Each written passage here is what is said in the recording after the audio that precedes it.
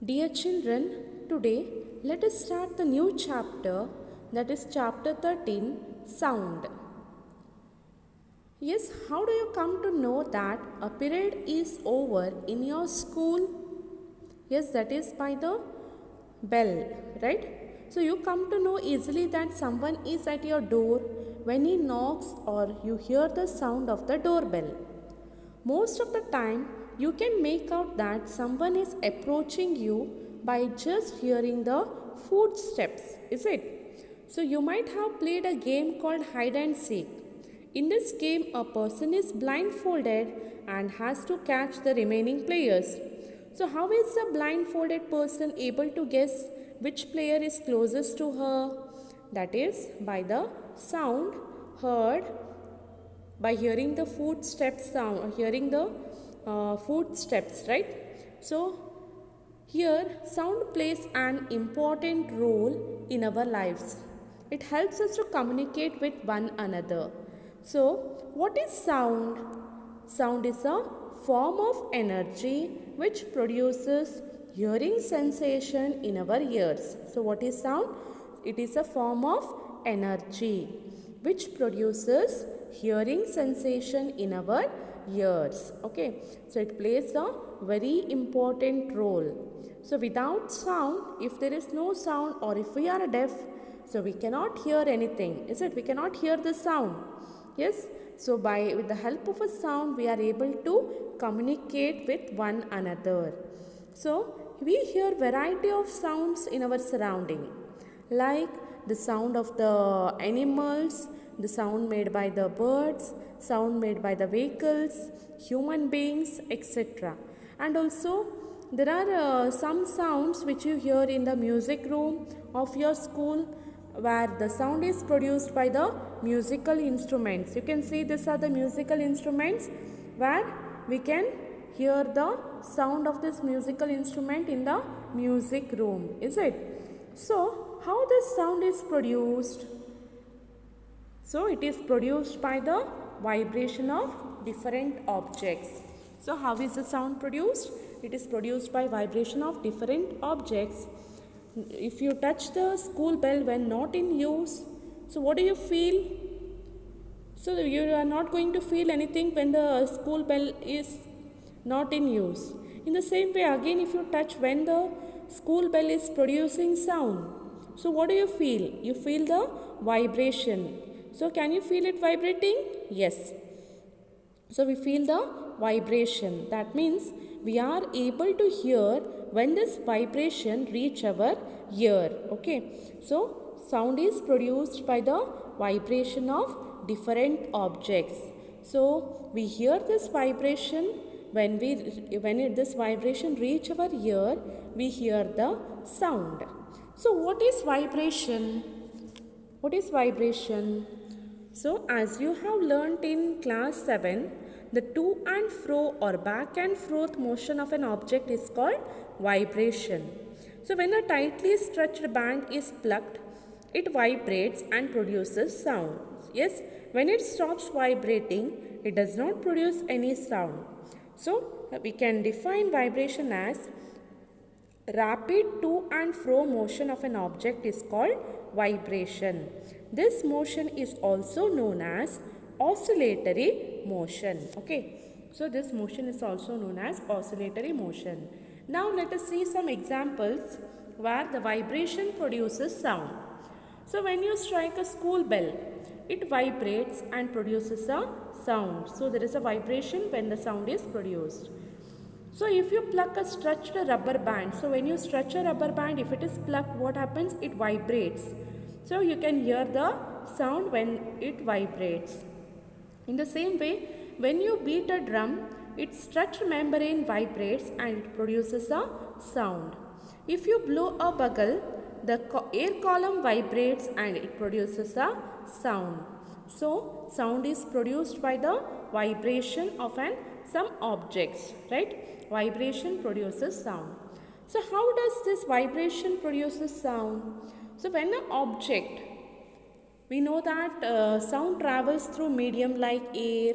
So when an object vibrates, it forces the particles of the medium around it also to vibrate. Okay, so when an object vibrates, it forces the particle of a medium around it also vibrate.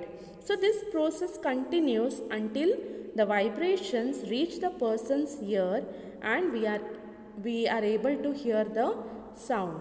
So we see that a vibrating object produces sound. In some cases, the vibrations are easily visible to us, but in most cases, its amplitude is also so small that we cannot see them. However, we can feel this vibrations. Okay. So when this vibrating particle which travels in the medium, and when it reaches our ear, we are able to hear the sound. Okay. Yes. So what happens when this process continues? They causes the neighboring particle to vibrate and so on. This process continues until the vibration reaches the person's ear and we are able to hear the sound. So here the particles do not travel from source of sound to the ear, but one particle vibrates and it displays the adjoining particle and make it vibrate, and this process continues. Okay, so example, if you strike an iron bell, the bell vibrates and it moves to and fro. So this vibration causes nearby air particles to vibrate and so on. So when this vibration reach our ear, we are able to hear the sound. Okay, so you can see some musical instruments and their vibrating part. So the first is guitar. The vibrating part is a stretched string. Next is a piano. Here also the vibrating part is a stretched string. Sitar. Here also the vibrating part is the stretched string. Next is flute, where it consists of air column, where the air column vibrates. Shehnai, here also air column, where the vibration takes place. Drum, the stretched membrane is going to vibrate. In tabla also there is a stretched membrane which vibrates. Next is manjira or cymbals we call, where it is a plate like type where the plate is going to vibrate. Next is jaltrang, there also the plate type instrument which is going to vibrate. So you can see here different musical instruments which I have named. So where this is a stringed instrument, here it is a stringed air column, and flute is a air column, shehnai is a air column where it vibrates. Drums are having thin stretched membrane, tabla is having thin stretched membrane. Here it is a plate type, jaltrang and cymbals. Here this is a plate type material where it is going to vibrate. This is a mouth organ where the air column vibrates. Okay, so some musical instrument produces sound when they are beaten or struck. For example, bell. When you strike this bell, it vibrates and it produces sound. In the same way, you can see here gatam. Here also it is a instrument where we beat on it, where it produces vibration and sound. You can see here it is manjira, or in Kannada we call it as tala, right? So where when we beat, strike these two plated items each other, so sound is produced. This is jaltarang, where it is a plated instrument where it is going to vibrate, and so when we strike these items, instruments, it produces sound. So there are different musical instruments. There are mainly 4 types of musical instruments: stringed musical instrument, wind musical instruments, membrane musical instruments, and plated type of musical instruments. So stringed musical instruments are guitar, piano and sitar, where in this stretched string vibrates and it produces sound. In the same way, wind musical instrument, where it produces music by vibration of air columns inside them. For example, flute and shehnai is a wind musical instrument. In the same way, membrane musical instruments, where it is a membrane means it is a thin skin like, it produces music by vibration of that thin stretched membrane. For example, tabla and drum are the membrane skin musical instrument. Next is plated type musical instrument, where it produces a music by vibration of the stick plates. For example, manjira or cymbals or jaltarang, where when we strike it, this plate produces vibration and sound is produced. So how is sound produced by humans? It is with the help of voice box in humans. So when we speak loudly or while singing a song or buzz like a bee, so put your hands on your throat. What do you feel when you keep your hand on your throat? You feel the vibration when you speak or when you sing a song, is it? So in humans, the sound is produced by the voice box, okay, or it is also called as larynx. So when you put your finger on the throat and you find a hard bump that seems to move when you swallow, right? So this part of the body is known as voice box. It is at the upper end of the windpipe. So here it consists of two vocal cords. You can see here it consists of a vocal cords are stretched across the voice box or larynx we call. So in such a way that it leaves a narrow slit. You can see here. So when the vocal cord have a gap between them, it is like this. So when we speak, there is a narrow gap between the vocal cords where when it is vibrating. So it leaves a narrow slit between them for a passage of air. So when the lungs force air through the slit, the vocal cords vibrate, producing sound.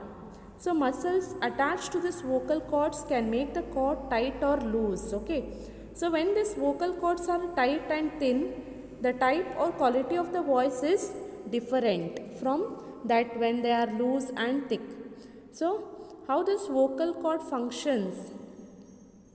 That is by the vibration. Okay. So here you can see the sound produced by humans.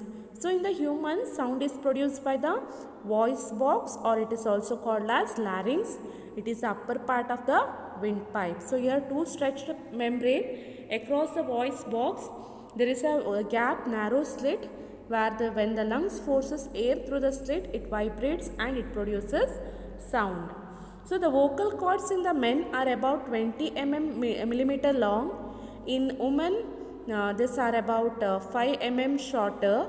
In children, they have very short vocal cords. Okay, this is the reason why the voice of the men, women, and children are different. So we can just recognize the voice of a man, and also we can recognize the voice of a woman, and also we can recognize the voice of a children. That is because of this vocal cord. Size of the vocal cord is different for different people.